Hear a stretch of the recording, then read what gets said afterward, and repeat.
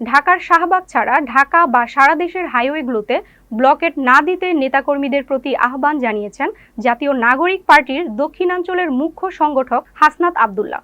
শনিবার 10ই মে সামাজিক মাধ্যমে এক স্ট্যাটাসে এমন আহ্বান জানান তিনি। হাসনাত বলেন, জেলাগুলোতে স্বতঃস্ফূর্ত জামায়াত করুন, সমাবেশ করুন, কিন্তু ব্লকেট নয়, ব্লকেট খুলে দিন। আওয়ামী লীগ নিষিদ্ধের দাবিতে শনিবার 10ই মে সারা দেশে গণজামায়াতের ডাক দিয়েছেন এনসিপি। গত শুক্রবার রাতে শাহবাগে এই কর্মসূচি ঘোষণা করেন এনসিপির দক্ষিণাঞ্চলের মুখ্য সংগঠক হাসনাত আব্দুল্লাহ। তিনি বলেন, সারা বাংলাদেশে যেসব স্থানগুলোতে গণজামায়াত হয়েছিল সেখানে গণজামায়াতের কর্মসূচি পালন করবে।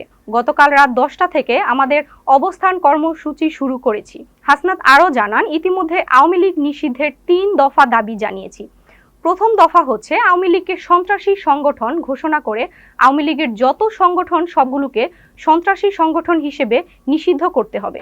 দ্বিতীয় দফা, আন্তর্জাতিক অপরাধ ট্রাইব্যুনালের আইনে আওয়ামী লীগের দলগত বিচারের ব্যবস্থা করতে হবে। 3 জুলাইয়ের ঘোষণাপত্র জারি করতে হবে।